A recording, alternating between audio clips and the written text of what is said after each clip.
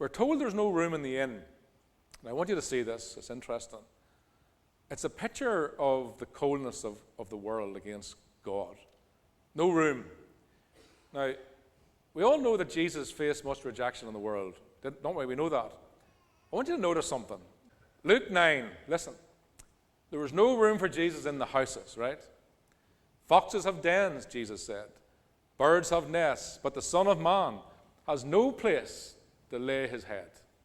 Christ did not fit in to this world. He was not made welcome. Luke 4:28, there was no room for Christ in the churches, the synagogues. We're told that they drove him out of the synagogue, actually tried to push him over a cliff. This man did not find room in this world. Then there was no room in the inn. That tells us society didn't want him either. But I want you to notice where there was room for Jesus. This is interesting. So there was no room in the churches, in the houses of the people, in society, in the community, in the towns. But here's where Jesus found room in his earthly ministry. Pilate's hall. There they flogged him and they placed the crown of thorns on his head and they mocked him. They found room for him there. There was plenty of room for Jesus on the cross. Nailed him there the best, no problem. And there was room for him in Joseph's tomb. Get him out of the road. Do you see?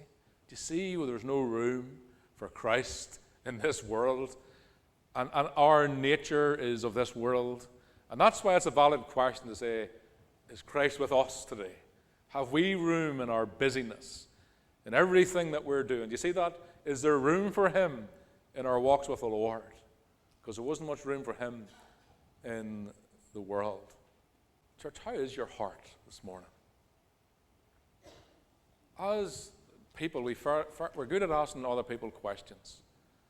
But when do we ever take a moment to ask ourselves a question? How am I? How's my mind? How's my heart? How am I feeling today? Where am I? And how's our heart this Christmas? And be honest with yourself. Be honest.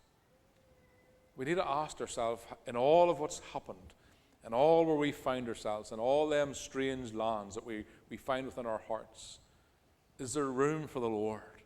Or has he become crowded out with one thing or another?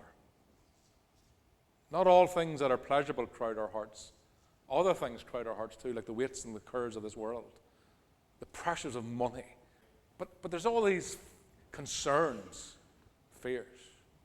Is he crowded out? But church, keep Jesus the center of your heart.